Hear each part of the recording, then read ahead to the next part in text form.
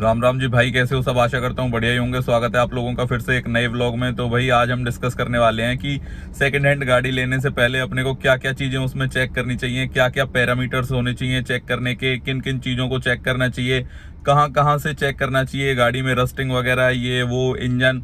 तो भाई सारी चीज़ें डिस्कस करेंगे वीडियो में। तो जल्दी से करते हैं वीडियो को स्टार्ट और दिखाता हूँ आप लोगों को कि क्या क्या चीज़ें हमें चेक करनी चाहिए। तो भाई बोनट ओपन कर लिया है मैंने। बोनट ओपन करके सबसे पहले अपने को ये देखना चाहिए कि गाड़ी कहीं से एक्सीडेंट वगैरह तो नहीं है।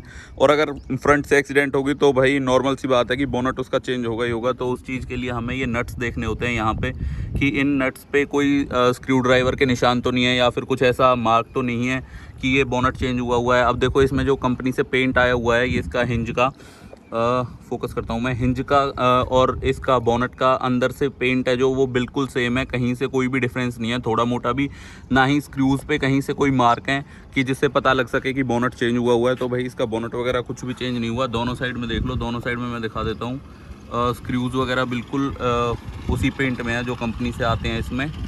और हिंज का भी सेम कलर है जो कंपनी से आता है। तो इसमें कोई स्क्रू ड्राइवर वगैरह पे कुछ भी मार्क्स नहीं है स्क्रूज़ पे। तो ये हो गई भाई पहली चीज़ कि इसमें बोनट वगैरह कुछ भी चेंज नहीं है, तो इसका मतलब गाड़ी एक्सीडेंट नहीं है ऐसी कुछ। सेकंड चीज़ आती है भाई इंजन की। फिर हमें इंजन देखना होता है कि इंजन कैसा है गाड़ी का। तो उसके लिए मैं गाड़ी एक बार स्टार्ट कर देता हूँ, फिर दिखाऊँगा आप लोगों को।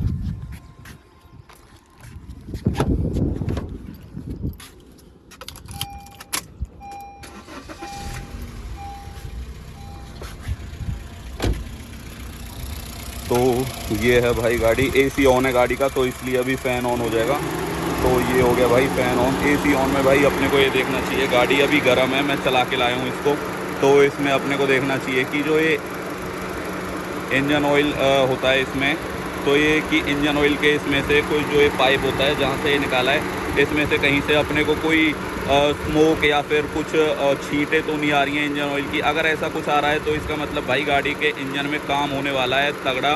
और अगर ऐसा कुछ भी नहीं है तो गाड़ी इंजन की तरफ से ओके है भाई, गाड़ी के इंजन में नहीं है कोई भी इशू। तो इसलिए ये लगा दिया हमने, बंद कर दिया दोबारा। अगर इसी में से स्मोक या फिर कुछ भी छोटी मोटी छींटें आती इंजन ऑयल की बाहर, तो इसका मतलब गाड़ी का इंजन 100% काम मांगने वाला है। और भाई एक होता है ये जहाँ पे कूलेंट डलता है अपना रेडिएटर में, इसको भी ओपन करके देखना चाहिए। लेकिन ये तभी देखना चाहिए, अभी गाड़ी गर्म है तो मैं इसको ओपन नहीं करूँगा, वरना भाई ये मेरा मुँह जला देगा बेकार में। तो अभी मैं इसको ओपन नहीं करूँगा। अदरवाइज़ ये भी अपने को चेक करना चाहिए कि इसमें कहीं कोई जैसे गाड़ी ठंडी है बिल्कुल, तो उस टाइम पे अपने को ये ठंडी गाड़ी में अपने को ये ओपन करके देखना होता है कि इसमें से कुछ भी ऐसा स्मोक वगैरह बाहर तो नहीं आ रहा है। अगर आ रहा है तो इसका मतलब भाई गाड़ी में सच में काम मांग रही है। फिर थर्ड चीज़ होती है भाई चेक करने की इसमें अपने सस्पेंशन वगैरह। तो उस साइड का तो ओपन नहीं हुआ, मैंने अभी ट्राई किया था ओपन करने का, इसमें ऐसे कवर्ड होता है। बाकी ये मैंने पहले ओपन कर लिया था, की से ओपन किया है। यहाँ पे भाई कोई भी मार्क नहीं है इसको ओपन करने का। तो ये मैं दिखाता हूँ आप लोगों को इसके स्क्रूज़ वगैरह कि इसमें कोई मार्क वगैरह नहीं होना चाहिए ऐसा सस्पेंशन का, कि जिससे पता लगे कि गाड़ी का सस्पेंशन पे काम हुआ है या नहीं हुआ। तो ये है भाई, इसको कर देते हैं बंद। यहाँ पे अपने को कोई मार्क नहीं दिख रहे हैं ऐसे। तो ये भाई इस टाइप से लॉक के अंदर होता है। ये कर दिया हमने इसका लॉक बंद। तो ये है भाई, बोनट कर देते हैं बंद। आगे से काम हो चुका है पूरा, बस यही दिखाना होता है भाई आगे से। उसके बाद में चलते हैं गाड़ी में अंदर और अंदर से देखते हैं भाई क्या कुछ काम हो रखा है। तो एक बारी बोनट बंद कर देता हूँ।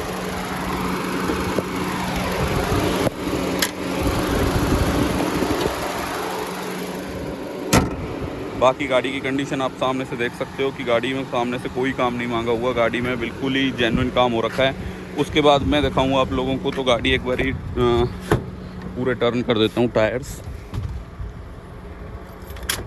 बंद कर देते हैं भाई गाड़ी। तो यहाँ से मैं दिखाता हूँ आप लोगों को। इसमें अंदर से भाई यहाँ पे ये लिंक रोड उसने मेरे सामने चेंज की थी। जो ये लिंकर होते हैं ये उसने मेरे सामने चेंज किए थे, एक ये लिंकर और एक बुश। तो ये उसने चेंज किए थे क्योंकि इसमें आवाज़ आ रही थी थोड़ी कट की। तो अब ये वो आवाज़ भी बंद हो गई है। तो ये लिंकर की वजह से आती है जो आवाज़ आती है। बाकी आप लोग यहाँ पे देख सकते हो कि इसमें रस्टिंग वगैरह तो नहीं है कोई, तो वो चीज़ का यहाँ से पता लग जाता है कि अगर ये पार्ट चेंज हुआ है या कुछ भी है तो इसमें रस्टिंग अगर हुई होगी या फिर गाड़ी रीपेंट है कुछ भी है तो उस चीज़ का पता लग जाता है यहाँ से। बाकी एक बार अंदर चलते हैं, अंदर से ये देखते हैं कि डोर्स वगैरह तो चेंज नहीं हुए हैं। तो भाई डोर वगैरह चेंज होने का अपने को कहाँ से पता लगेगा, जो ये हिंजेस हैं इनके जो स्क्रूज़ होते हैं ये, तो ये जो हिंज के स्क्रूज़ हैं डोर के, ये भी चारों डोर के चेक करने होते हैं अपने को कि इन पे भाई कहीं कोई मार्क्स वगैरह तो नहीं है ओपन करने के स्क्रूज़ को या फिर किसी चीज़ को। तो यहाँ पे भी भाई कोई नहीं है ऐसे इस पे देखो स्क्रू पे थोड़ी रस्टिंग आई हुई है, तो ये आई हुई है, मतलब कोई मार्क वगैरह नहीं है कहीं पे भी इनको ओपन होने के, तो ऐसा कुछ काम नहीं मांगा हुआ गाड़ी ने। बाकी थर्ड चीज़ होती है भाई ये कि है ना रबड़, ये जो रबड़ होती है यहाँ पे सीलिंग की, इसको हटा के देखना होता है, यहाँ से पता चल जाता है कि गाड़ी पे रस्टिंग है या कुछ भी है। तो भाई यहाँ पे भी देख लो बिल्कुल जेन्युइन पेंट है कंपनी वाला ही, ये देखो कहीं से कोई रीपेंट नहीं है, कुछ भी नहीं है, ये पार्ट्स वगैरह ना ही कहीं पे इसमें रस्टिंग है।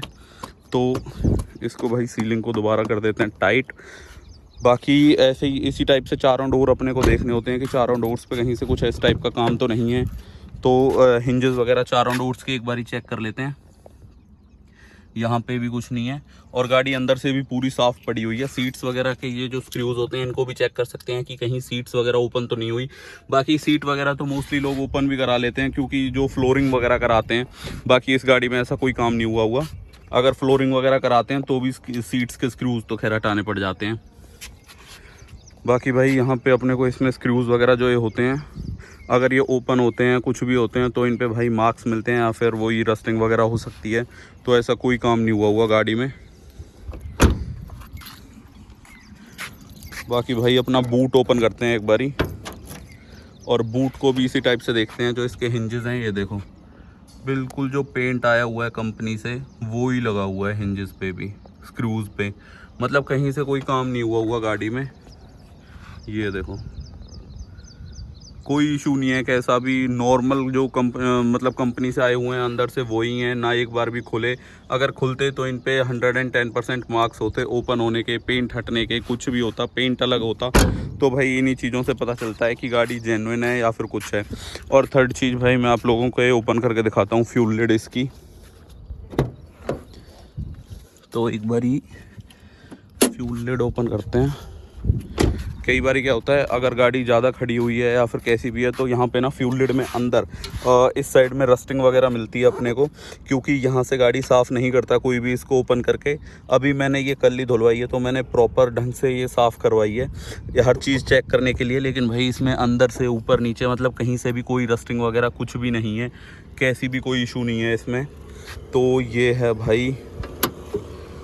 बाकी इस डोर का भी मैं चेक करा देता हूँ आपको, हिंजेस वगैरह कहीं से कोई भी मार्क्स नहीं है कैसे भी स्क्रूज पे। ये रियर डोर है को पैसेंजर साइड का, तो यहाँ पे भी कुछ नहीं है भाई। गाड़ी अंदर बाहर पूरी साफ़ पड़ी हुई है, कहीं से कोई रीपेंट वगैरह ऐसा कुछ खास है नहीं इसमें। बाकी ये छोटे मोटे स्क्रैचेस हैं, ये फ्रंट डोर पे है एक स्क्रैच बस यही है, और पूरी गाड़ी में कहीं कोई स्क्रैच वगैरह कुछ भी नहीं है। बाकी डोर्स पे भाई यहाँ पे नीचे भी चेक करना होता है कि डोर्स पे नीचे की साइड में यहाँ पे कहीं पे रस्टिंग तो नहीं है। अगर रस्टिंग होती है तो यहाँ से पता चल जाता है कि गाड़ी में कहीं ना कहीं रस्टिंग हो रखी है। तो भाई गाड़ी में कहीं से भी रस्टिंग नहीं है कैसी भी, ना ही डोर वगैरह कोई रीपेंट है। और यहाँ के भी हिंज मैं आप लोगों को चेक करा देता हूँ कि बिल्कुल सही हैं, कोई ओपनिंग मार्क्स वगैरह कुछ भी नहीं है इस पर। तो ये है भाई। बाकी यहाँ से भी मैं आप लोगों को चेक करा देता हूँ ये पैकिंग हटा के एक बारी। ये देखो भाई पैकिंग में अंदर मतलब कुछ भी नहीं है, पैकिंग पहली बार मैं ही हटा रहा हूँ ऐसा लग रहा है। बिल्कुल टाइट चिपकी पड़ी है, ना ही कोई रीपेंट है इस साइड से ना ही कुछ है। तो ये है भाई गाड़ी पूरी। बाकी एक बार अंदर से और चेक करा देता हूँ आप लोगों को कि हमें क्या चीज़ों पे किन किन चीज़ों पे अपने को ध्यान रखना चाहिए जिस टाइम हम गाड़ी स्टार्ट करते हैं।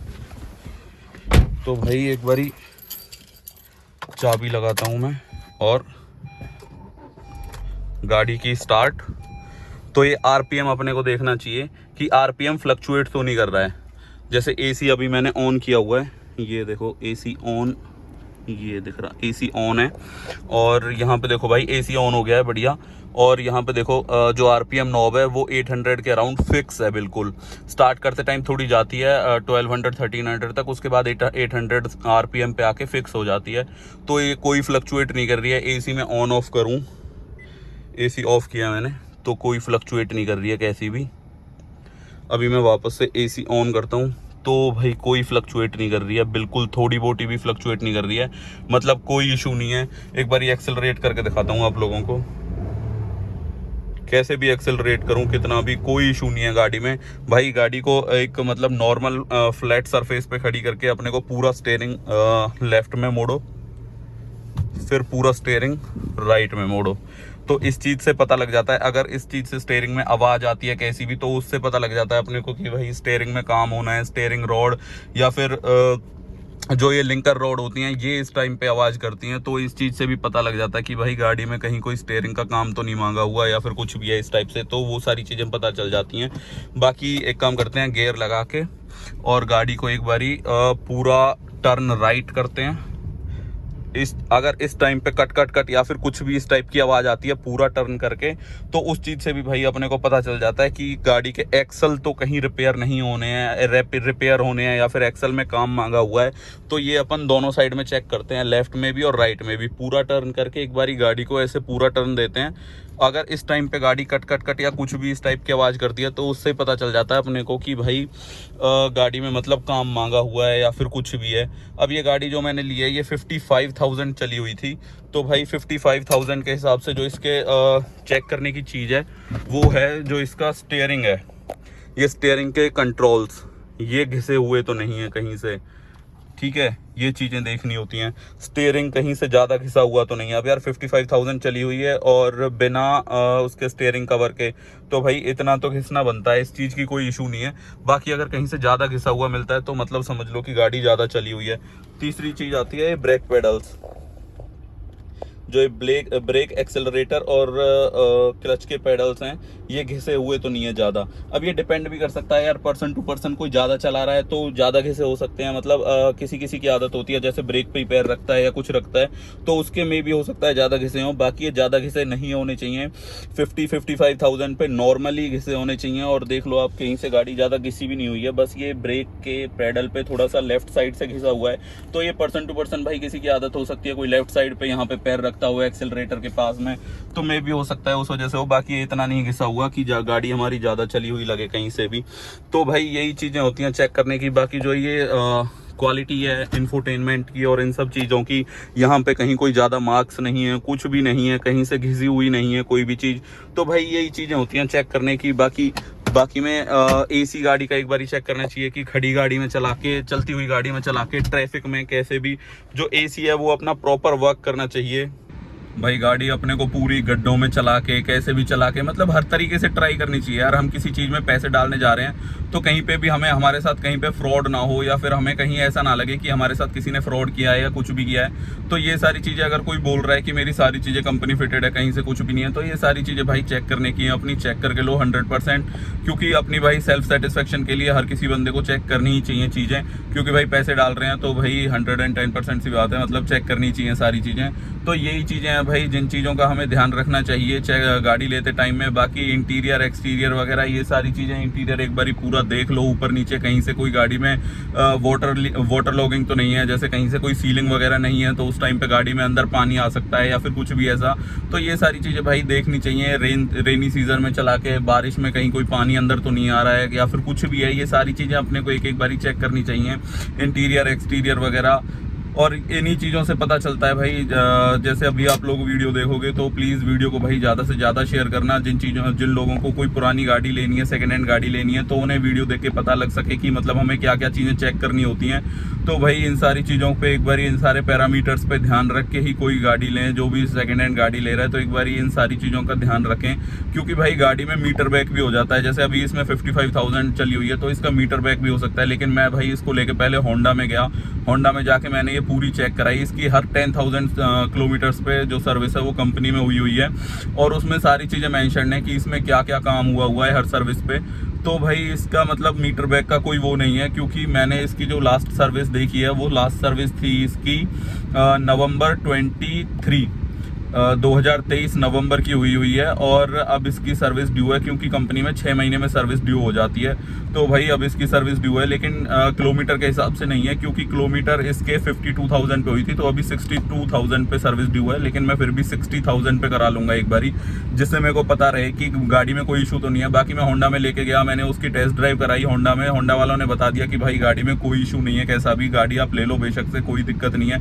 एक इसमें नीचे प्लेट और होती है, वो प्लेट बेंड होती है थोड़ी बहुत भी, अगर गाड़ी कहीं से भी एक्सीडेंट होती है तो वो प्लेट 110% बेंड मिलेगी, चाहे थोड़ी मोटी मिले। तो भाई वो प्लेट बिल्कुल साफ है, कोई दिक्कत नहीं है कैसी भी। तो उन्होंने बोल दिया भैया गाड़ी आंख बंद करके ले लो, गाड़ी में कोई इशू नहीं है कैसा भी, ना ही गाड़ी ने कोई काम मांगा हुआ है। तो भैया बहुत तगड़ी गाड़ी है। तो भाई आप लोगों को भी अगर किसी को सेकेंड हैंड गाड़ी लेनी है तो प्लीज़ इन पैरामीटर्स का ध्यान रखें, क्योंकि आप भाई पैसे डाल रहे हो तो अपनी सेल्फ सेटिस्फेक्शन सबसे पहले है, अपना सेटिस्फाई होकर सारी चीज़ें तभी कोई पैसे डालें। तो भाई कैसा लगा व्लॉग प्लीज़ बताना कमेंट सेक्शन में। आप लोगों को थोड़ा भी इन्फॉर्मेटिव लगा, कुछ भी लगा तो प्लीज़ भाई वीडियो पे अच्छे अच्छे कमेंट्स करना, लाइक करना यार। आप लोगों के एक लाइक से और कमेंट से बहुत मोटिवेशन मिलता है हमें। तो भाई बने रहें ऐसे ही इन्फॉर्मेटिव वीडियोस के लिए हमारे साथ में। मिलते हैं किसी ऐसे ही अच्छे से व्लॉग में, तब तक के लिए राम राम भाइयों।